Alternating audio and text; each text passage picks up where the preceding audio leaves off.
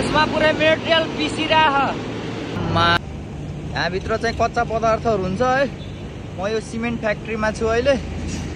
अनि यहाँको यो बिल्डिङहरू यो मेसिनहरू खिच्दा पुरै खिच्न क्याप्चर गर्नै सकिन्न के, त्यति ठुलो छ के यो कम्पनी। म त एउटा यो साइडको पार्टमा मात्रै छु अहिले है।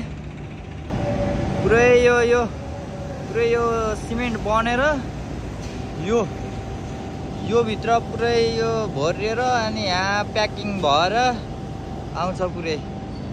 हेर्न सक्नुहुन्छ यहाँ कसरी प्याकिङ हुन्छ यो।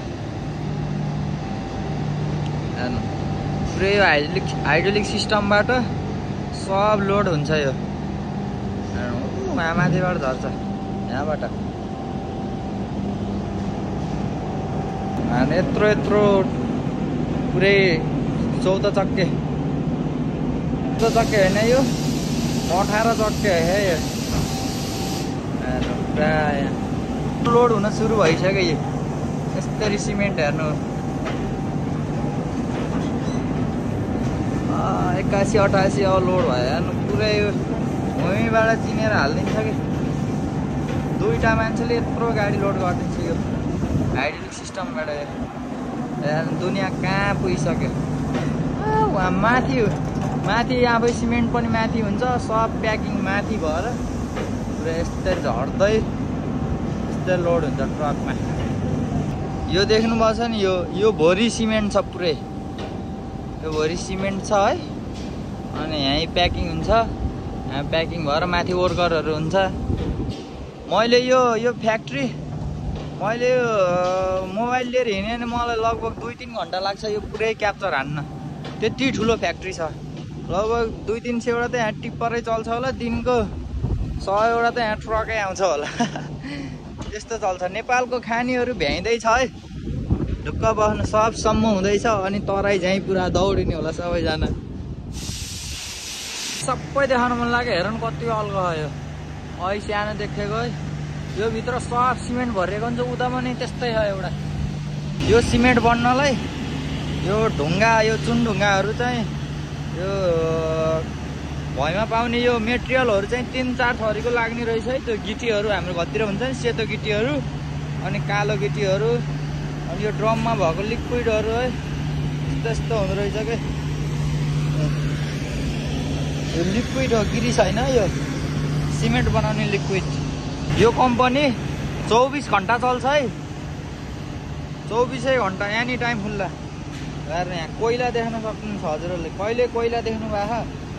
जमिनको कोइला हो यो। इन्डियाबाट आएको कोइला हो यो। तर इन्डियामा चाहिँ सिमेन्ट बन्दो रहेछ क्या। सब इन्डियन गाडीहरू यहीँ आएको हुन्छ सिमेन्ट लिन है नेपाल है। अनि यहाँ चाहिँ भट्टी रहेछ के। दाइले यहाँ फोड्दै हालिरहेछन् कोइलालाई फोड्दै। यहाँ भट्टी छ, आगोको भट्टी हो। यहाँ पुरा आगो बोलिरहेछ। कालै ढुङ्गा आइछ है। ढुङ्गा आइछ तर यसले कोइलाको काम गर्दो रहेछ कि। कोही हाम्रो घरतिरको जस्तै ढुङ्गा आइछ। हल्का कच्चा पदार्थ हुँदो रहेछ। हेर्दा सेम ढुङ्गा हो तर कोइलाको काम गरिरहेछ यसले। पुरा त्यहाँभित्र पुरा हिट डेन्जर। यहीँ यस्तो हिट हाने छ। त्यो दाइ क्यारी बसेछ नि यार। यहाँभित्र आगो बसेको पुरै। यहाँबाट हिट दिएछ।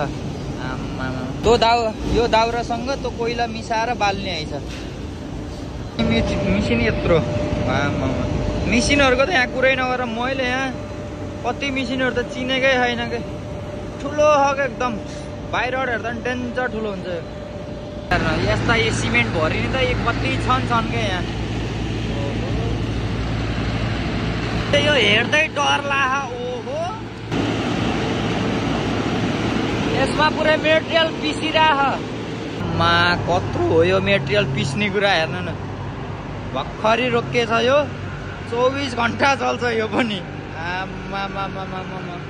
र दाँतको दारा किन छ भने यो भित्र चाहिँ यो बाहिर नटबोल्टले छेडेछ। भित्र चाहिँ यसलाई धारहरू हालेछ कि पुरै।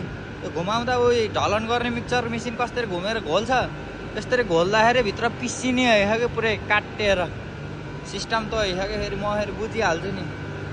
मिसिनहरू त कति छ क्या यहाँ त। ओहो उहीँ गेटदेखि नै उतैबाट कति छ क्या यो मिसिनहरू। हेर्नु न यो र मेटेरियलहरू बनाउने भएन।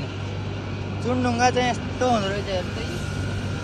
यो है साइड बल्ल सिमेन्टको ढुङ्गा यस्तो हुँदो रहेछ। यसमा अझै 2 थरी ग्राभेल, एउटा हाम्रो घरतिर भयो जस्तो सेतो ग्राभेल, अझै एउटा अर्को आउँदो रहेछ